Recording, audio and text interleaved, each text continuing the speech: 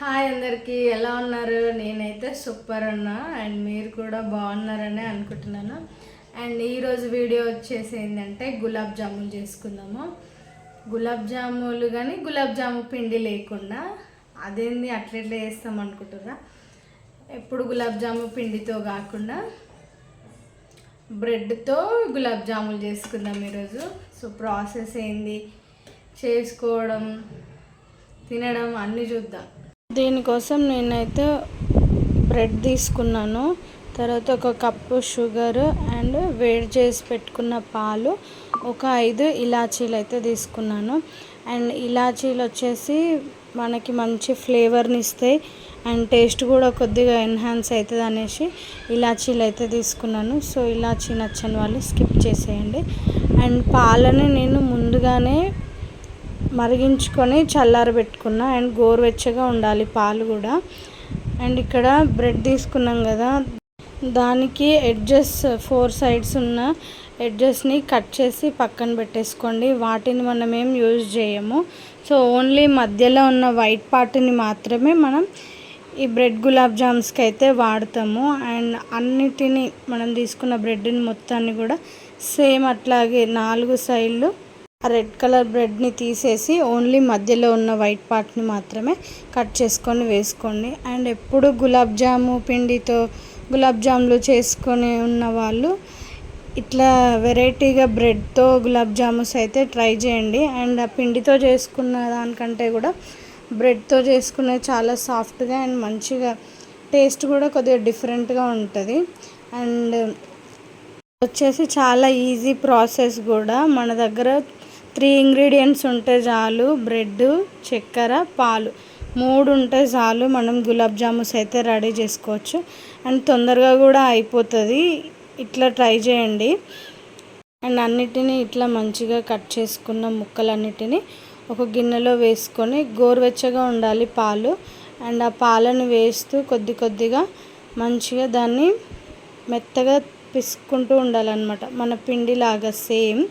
And పాలు వేడి వేసిన తర్వాత ఆటోమేటిక్గా బ్రెడ్ మెల్ట్ అయిపోతుంది కదా, ముద్దలాగా అయిపోతుంది మంచిగా. అండ్ కొన్ని పాలు యాడ్ చేస్తూ తడుపుకోండి.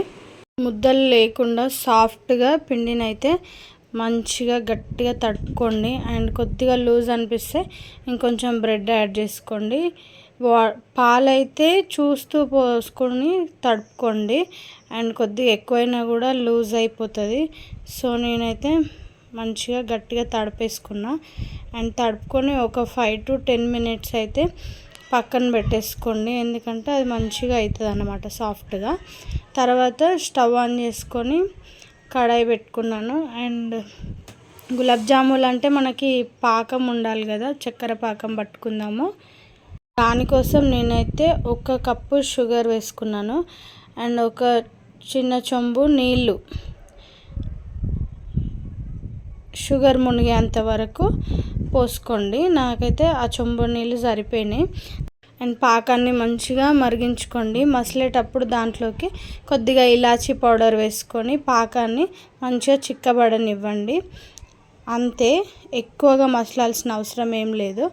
పాకం చిక్కబడితే చాలు. అండ్ చల్లారిన తర్వాత ఇంకొద్దిగా చిక్కగా అవుతుంది. తర్వాత స్టవ్ ఆన్ చేసుకొని కడాయి పెట్టుకొని ఆయిల్ బాగా వేడి చేసుకోండి.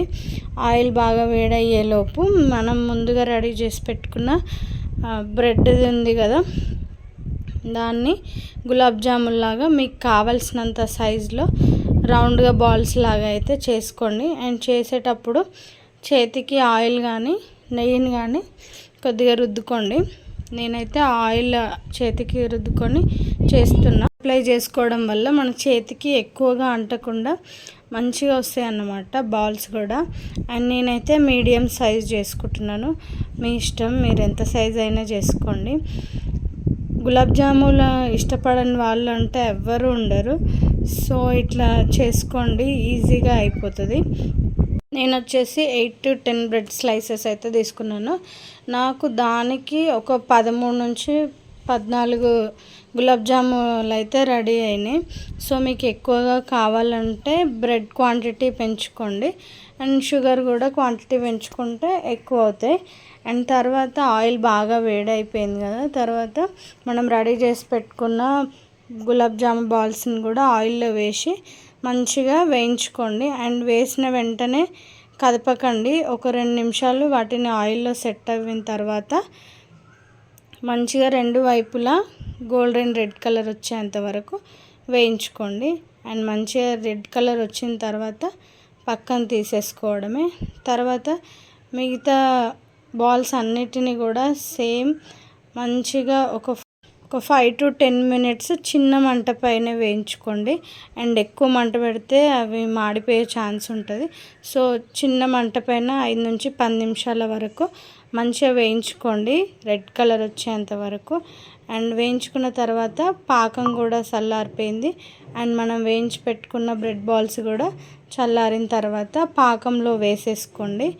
అండ్ పాకంలో వేసుకున్న తర్వాత ఒక 10 to half an hour వాటిని మంచిగా దాంట్లో నాననివ్వండి. అప్పుడే మనకు గులాబ్ జాముల టేస్ట్ కూడా బాగుంటుంది. అండ్ ఇంకా ఎక్కువసేపు నానినా కూడా టేస్ట్ ఇంకా బాగుంటుంది. అంతే, మన గులాబ్ జాములు అయితే రెడీ అయిపోయినట్టే. సో ఫైనల్లీ మన గులాబ్ జామున్స్ అయితే రెడీ అయిపోయినాయి. టేస్ట్ చేద్దామా?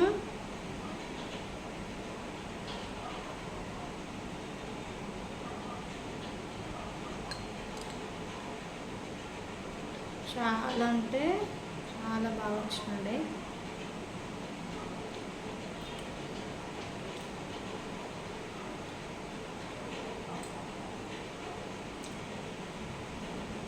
చాలా బాగుంది టేస్ట్.